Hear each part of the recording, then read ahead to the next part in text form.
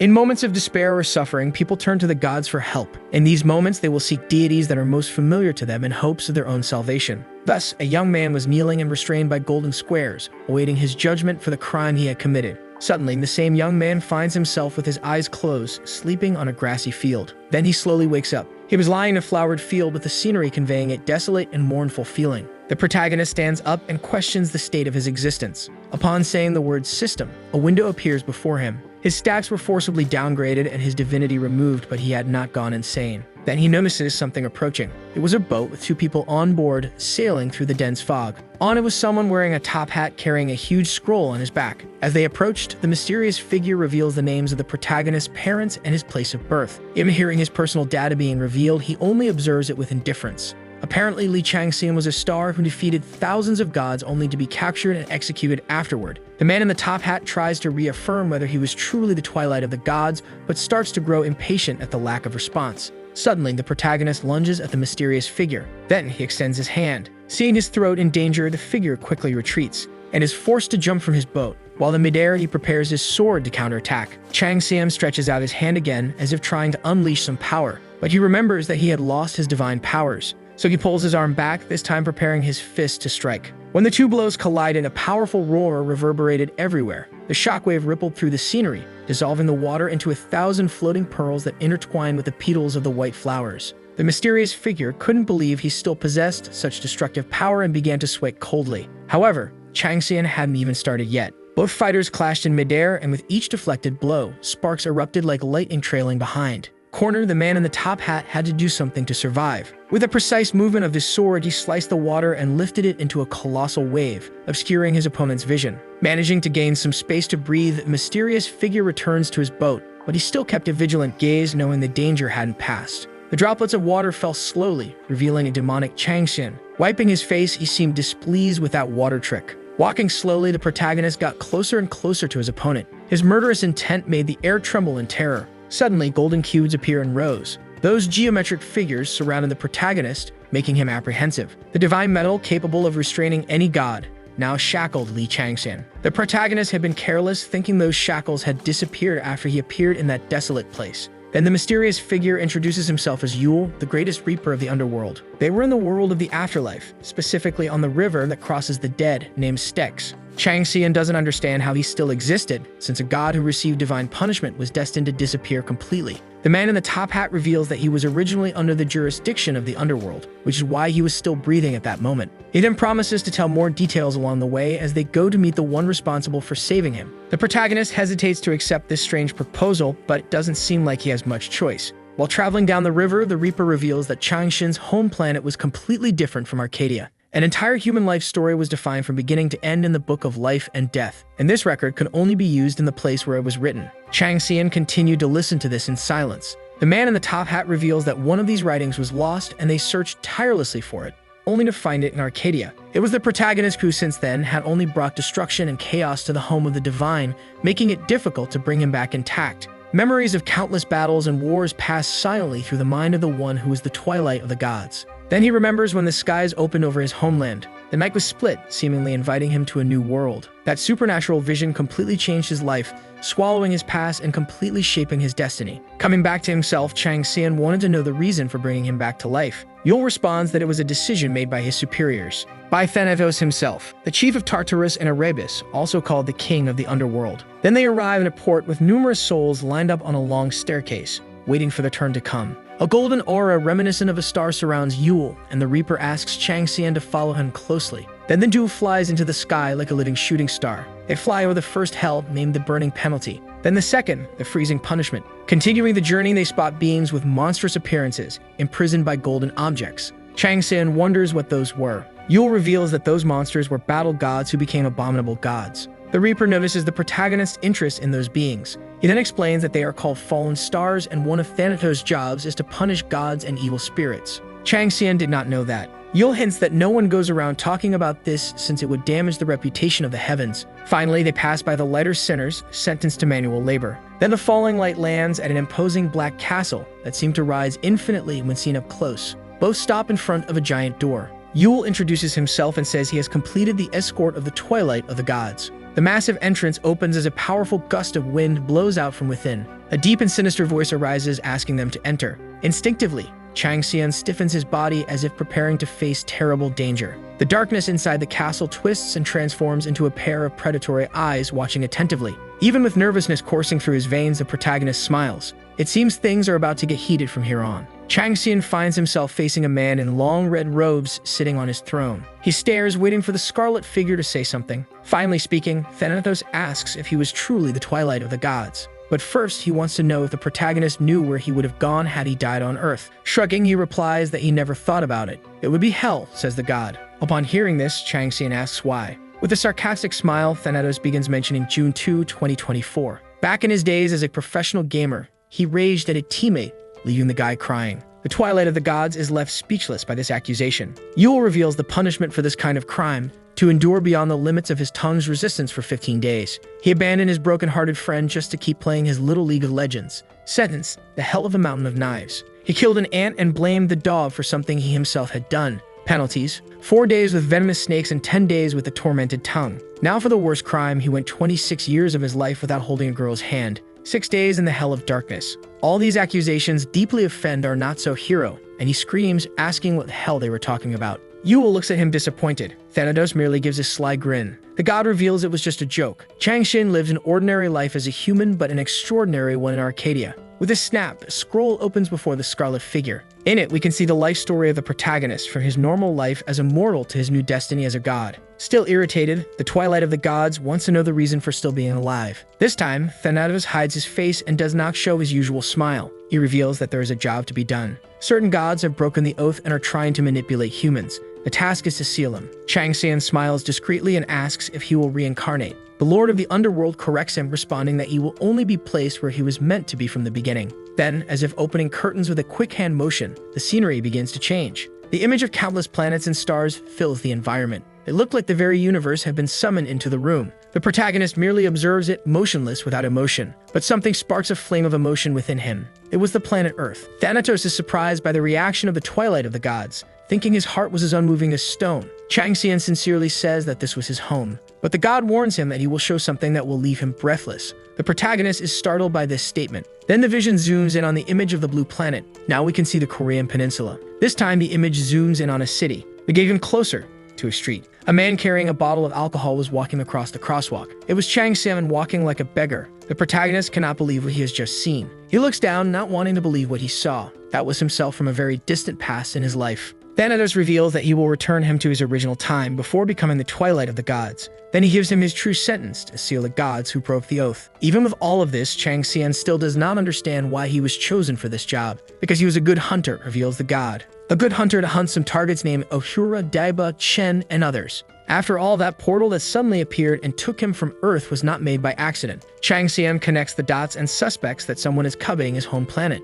And they are doing this by approaching slowly, Thanatos adds. To do this, they are using loopholes in the oath. They cannot directly interfere in the lives of humanity, but humans can. This is the flaw in that treaty. Feeling like a hunting dog, Changsun asks if he would be sacrificed after being a good boy. Thanatos replies that it would only be a penal job done and then a new life. The Twilight of the Gods likes what he heard, but he still suspects their intentions. Sensing doubt in his dog, the god of the underworld proposes a deal. Sending him on a dangerous mission with nothing would be reckless, so he offers a reward for a job well done. Changsun wants to know what that is about. Authority. Upon hearing that, he couldn't believe how extreme the proposal was. Giving this kind of power to a criminal is a violation of the oath in itself. Thanatos assures him that it's fine if it is treated as a relationship between a king and his vassal. Changsun smiles upon receiving a proposal with an irresistible reward. With the deal sealed, the god of the underworld opens a long scroll and announces the beginning of the regression. The castle gate opens behind the protagonist as Thanatos orders the gates of rebirth to be opened. Changsun smiles as the castle gate opens behind him. A new future awaited and a new life was about to begin. Yule and the protagonist were traveling on the boat along the river of the underworld. The man in the top hat reminds him that he will return to Earth, not as a god, but as a normal human. The Twilight of the Gods does not seem shaken. On the contrary, he smiles, motivated. Then the Reaper warns him that the true divine metal will still be bound to his spirit and can suppress him at any moment. The duo approaches a huge gate floating in the air. It had a yin-yang symbol painted in the middle, and its golden color was as pure as the seed of a new beginning. Without wasting time, Li Changsun jumps from the boat toward his new life. Standing on a rock, the gate starts to open, releasing a strong light. But before leaving, he gives a defiant smile and promises to meet Yule again. The man in the top hat replies that he eagerly awaits that day, but he also wants to give him one last warning. Before he can finish, the protagonist is already diving headfirst into his new life. Even so, he manages to say that he is an envoy borrowing the power of the god of the underworld. Right after, Changsun is floating in midair as the gate disappears. Then windows appear announcing that he had passed through the reincarnation portal successfully. The protagonist has a serene expression on his face as if awaiting his new future with pleasure.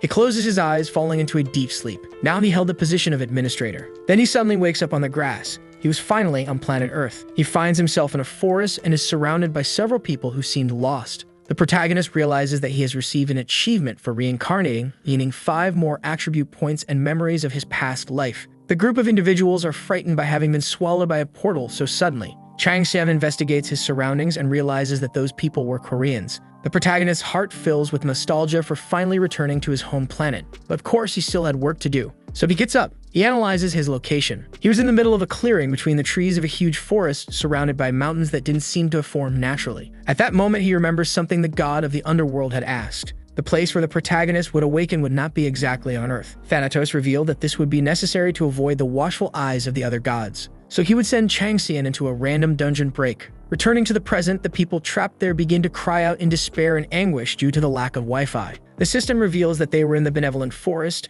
and the current number of participants was 431. However, with the addition of the protagonist, that number changes to 432. For each participant, a mission was given according to their combat power level. The group looks at a large mountain. The quest consisted of destroying monsters and climbing to the top of it. Everyone present received an inventory and the ability to use information windows. With the first session open, Changsun wastes no time and runs to area 220. The other participants are startled to see a reckless lunatic running like that and warn him that the situation was dangerous. The speedster doesn't care, continuing his run deep into the forest. The group wonders who that careless marathon runner was. Some even found him familiar. But a girl with an emote hairpin seems to recognize him, calling him Tyrant. Now amidst the vegetation, Changsun was running, gasping for air. It seems he still wasn't used to being a mere mortal. Because of that, he activates the system to check the current state of his body. His stats were marked with question marks, leaving our hero disoriented. Then a message announcing the addition of the Soul Collector Authority appears. It's capable of burning and absorbing spirits. Other effects were an EXP boost, healing, and the ability to summon the ghosts of captured enemies.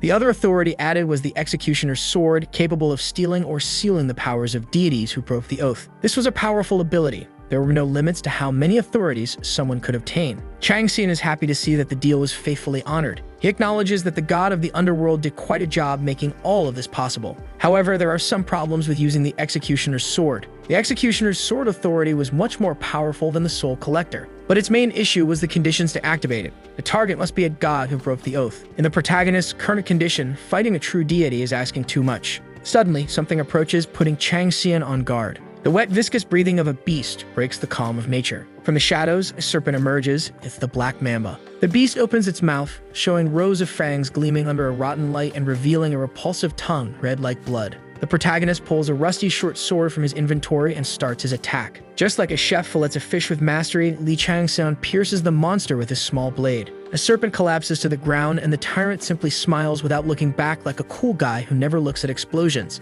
After getting his first kill, the system notifies him that he has acquired new skills, leveled up, and that a hunter constellation has taken an interest in him. Satisfied with his achievements, the protagonist has a confident expression and intends to become the most powerful newbie of all. The appearance of a dungeon was considered a type of large-scale disaster, but also a means to gain a new life. However, it was also a selective method for gods and constellations to choose new envoys to spread their words, or to choose an apostle to carry out their will in the world. That's why people entered dungeons seeking divine aid. But most were sacrificed by the negligence of the gods, who reserved their attention for only a tiny fraction of humanity. There was a very efficient way to be noticed by the heavens. It was to have great hidden potential. After a constellation became interested in Changsun, he feels like his butt is turned toward the moon. The deity called Good Hunting Season was another name for the goddess Pabalsag. This deity is the daughter of Tiamat, the primordial evil dragon. The tyrant looks at his rusty knife. It seems that his dagger techniques attracted the attention of the hunting deity. Right after, he starts showing off his martial movements with his weapon to entertain his new divine stalker. Then he says to her that this is just the beginning. Suddenly,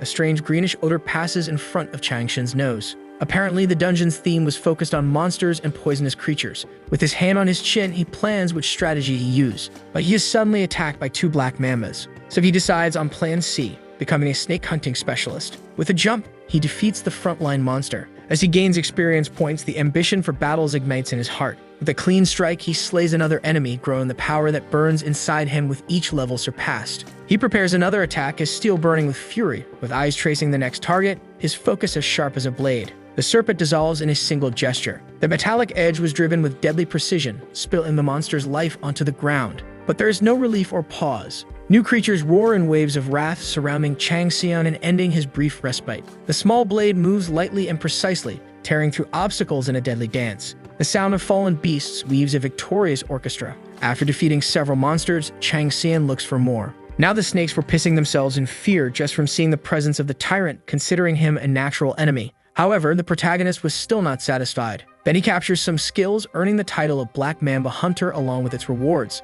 The sensation of taking the fate of a monster, acquiring new powers through skills, and the adrenaline of battle gave meaning to his life. Even the fear he felt when fighting gods in Arcadia was just an extra spice on his plate. That's why losing all that feeling when receiving divine punishment caused him colossal outrage. He was accused of bringing harm to the world, but the reality was different. There was fear, the fear of a mere mortal being capable of standing above the gods. In the beginning, he had no intention of being something greater than the heavens themselves. But now it was personal. He would seek power to drive those accusers from their thrones and humiliate them with his new strength. Changsun bathed in the remains of the Black Mambas, while a pool of chaos surrounded him like a throne forged in war. The show wasn't over yet. Wanting to show even more to Pablsag, he prepares his authority. Activating the Soul Collector, the life essence of the serpents starts flowing toward the protagonist. It gathers in his hand and coils around his body. This way, he recovers 5% of his vitality and acquires the ashes of the Black Mambas. Finally recovered, Changsun smiled like a child who just found out that dinner was chocolate cake. Then he runs, annihilating the monstrous obstacles in his path. Seeing the strange ability of the protagonist, the goddess couldn't recognize his skill system. He was confident that Pablsag had no way of discovering how a rookie had received the authority of the king of the underworld. Furthermore, he also believed that she wouldn't be bold enough to violate the principle of causality. Holding his small, rusty blade, Changsun was gasping after almost putting a monster on the extinction list.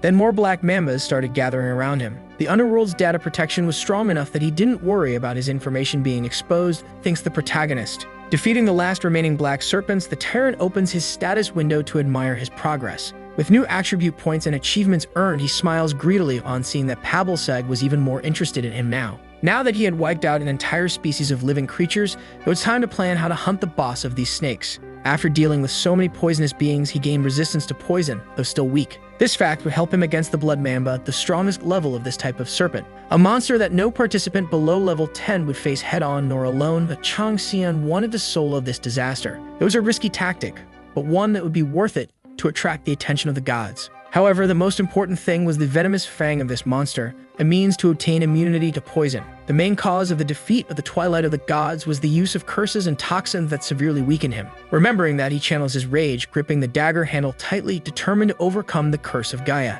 Suddenly, the blade shatters. That grip was the final blow to the durability of that weapon. That rusty knife actually lasted quite a while. Then something shines in the sky. This time, a dagger with a legendary appearance and fine craftsmanship lands at the protagonist's feet. The steel of the blade seemed to be of excellent quality and certainly wasn't a beginner's item. The weapon had a scarlet scale pattern on its handle. In other words, a weapon of time herself. Soon after, a wager is proposed to Changsun, the failure of which would mean the end of his regression. Even being treated as an object of entertainment, Changsun is not intimidated by the challenge, putting his own life on the line. Complaining in his mind about how picky the gods were with their games, he picks up the dagger that had just been sent from the heavens. Now he was a more experienced person and knew how to get a good profit from this situation. Testing the handling of the blade in the air, the tyrant was already cubbing the weapon even without testing it in combat. Thus, he accepts the risky wager and asks what he should do. Meanwhile, in the safe zone that Changsun had left behind, someone was shouting for people to gather. Hearing that, the group found it strange and thought little of the guy. Then he shows his credentials, revealing himself as Parcassion, and his document appeared to bear a military seal. He reveals that he is a second lieutenant of the Awakened Forces of National Defense and also a level C player.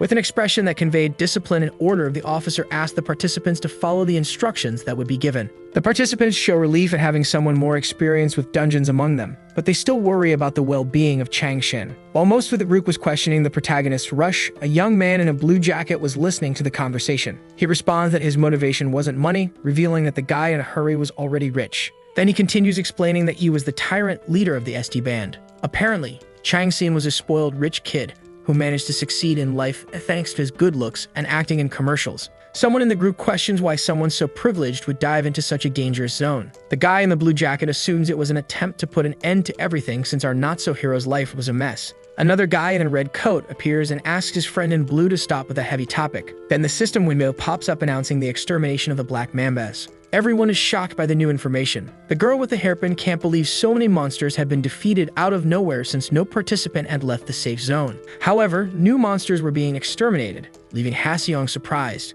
until the name Lee Changsun appears, catching the officer's attention. The young man in blue can't understand how all this was possible. Then he tries to contain his frustration. Back to the carnage caused by the protagonist, he was collecting the souls of the defeated monsters. While delighting in the essences of his enemies, he receives the Hunter Certificate. The bet he had accepted was to defeat the Blood Mamba within 24 hours. The reward was the evil dragon's fang and the possibility of becoming an apostle. Changsun looks at his weapon with a certain disdain. Apparently, the reason for so much interest in him was something urgent. Then he remembers the conflict between Bel Marduk and Tiamat, assuming that was the problem. But that was even more motivation for him to continue the plan, expecting a huge profit from this investment. The dagger was a great reward. The weapon was made from Tiamat's tooth, but still had requirements to be fully usable. Changsun is pleased with his current achievements, but he still craved more. With that in mind, he plans to spice things up by adding more conditions to the bet, leaving the goddess confused. 30 minutes. He promises to eliminate the Blood Mamba in 30 minutes and demands an additional reward in exchange. A silence falls.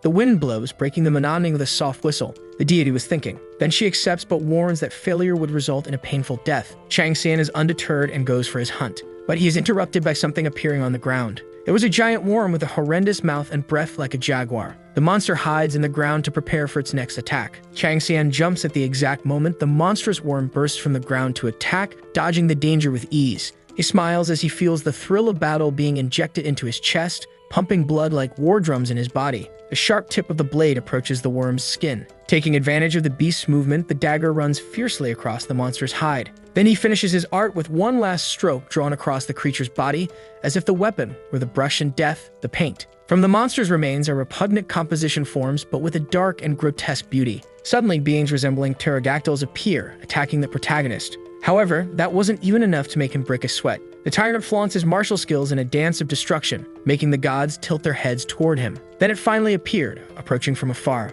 The Blood Mamba itself. He was enjoying the way things were going. Now he had one more great opportunity to show off. While trying to approach the monster without being detected, more notification windows pop up announcing new spectators. Then he reaches level 10 and gets a new achievement for leveling up so quickly. Now he could choose a secret class. Thinking about which class to choose, he didn't want one that was mediocre and hard to evolve, nor one too rare to avoid gambling on luck. So he decides to pick the Berserker, a class that sacrifices sanity in exchange for raw power. Changsun was confident he could win the bet if his decision came true. Then a window suddenly opens, making him anxious to make his choice. The list appears, starting with standard classes like Swordsman and Lancer. However, the more Changsun scrolls down, the more it seems his luck has run out. The Berserker class was not available for selection. Realizing that RNG wasn't favorable to him, the tyrant starts to panic, and the time for the bet was running out. The Blood Mamba was on its silent hunt, with its eyes locked on the destiny of its prey as it exhaled a poisonous whisper, and Changsun was hiding like a rat fleeing from a dinosaur. He had made that bet because he was sure the Berserker class would be available.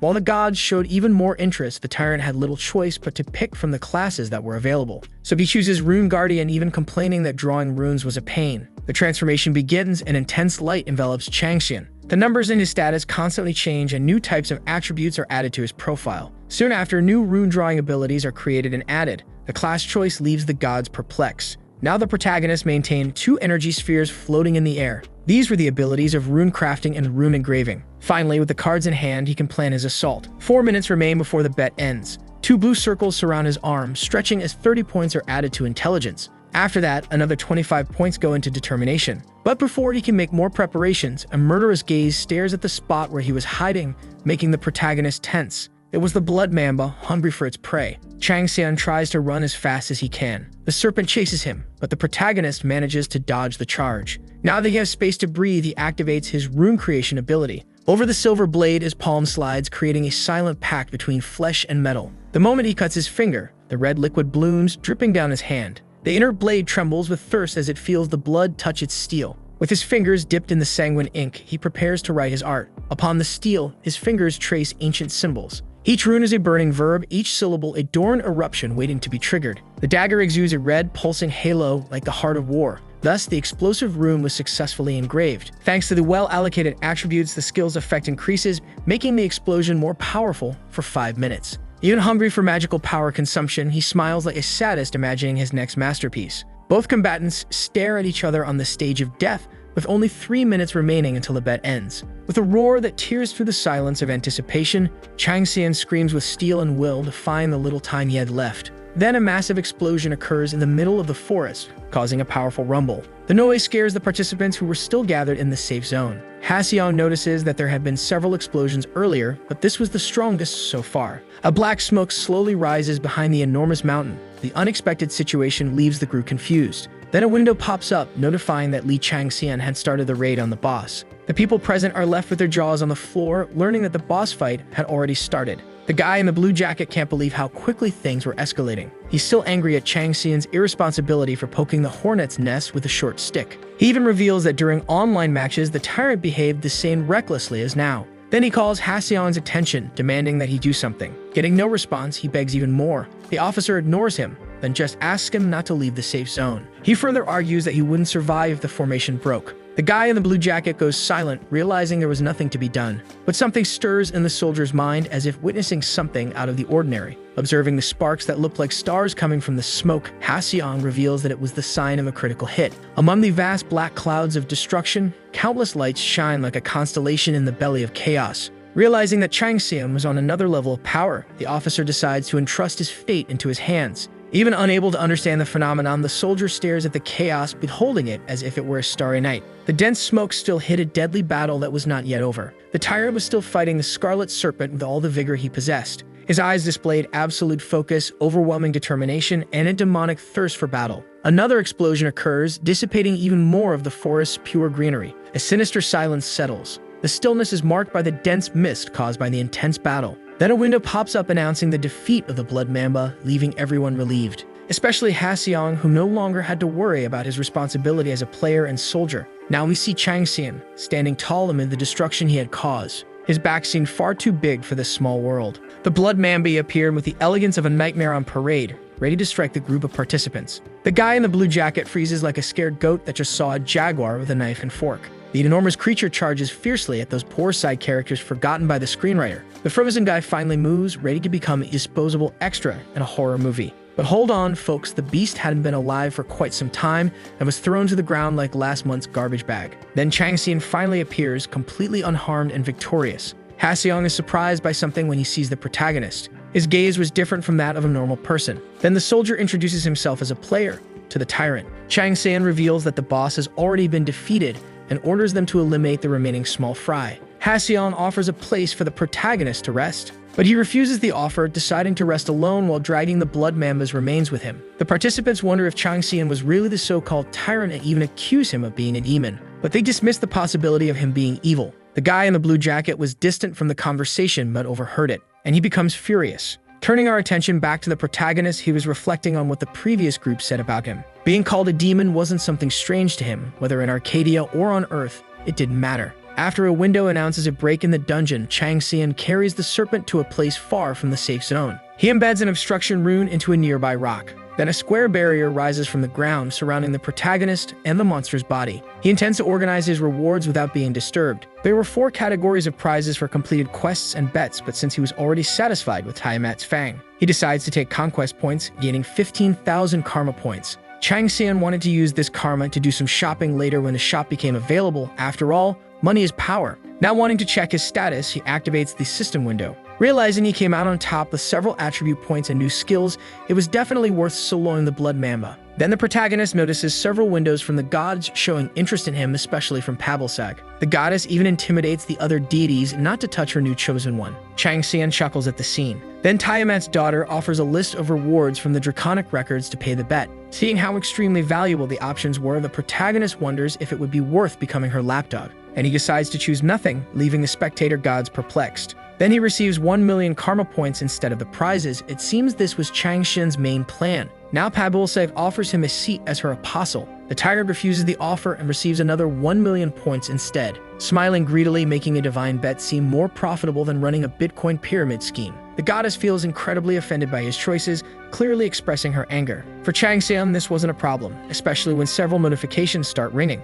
In front of him, several windows open showing the interest of various gods, securing plenty of support on his side. He also remembers the rumors of the battle against Bel Marduk. If they are true, more gods on Tiamat's side would seek him out. Kabalsag turns her face with her chin raised, offended. The image of an important goddess all pouty is comedy for Changsun. Everything was going according to plan, now it's time to move on to the next step. Grabbing his dagger, he prepares to finish his task, harvesting the most important parts of the Black Mamba. While doing this, several gods showed interest in his future, watching very closely. Now we are back with a group of participants standing in the safe zone. The guy in the blue jacket was sitting next to his friend, resting and letting time pass. He thinks he could do this too. Becoming a player, that is. His friend stands up with wide eyes in disbelief at what he just heard, still calling him a lunatic who escaped from a horror circus. But the eyes of the guy in the blue jacket were intensely focused, obsessed with the idea that this place could awaken talent. Then he asks a god to observe him. Suddenly, a window reveals that the owl that pierces the twilight had taken an interest in John Chumja. It seems his friend didn't know about the fact that the guy in the jacket had already taken an awakening test. But before anything else could be said, something bright like the sun appeared in the sky. An administrator was coming. Then a beam of light descends from above, hitting some people upon landing. Amidst the smoke and debris, the silhouette of a humanoid rabbit wearing a hat stood upright. The entity introduces itself as Herald, the administrator of the entire Korean channel.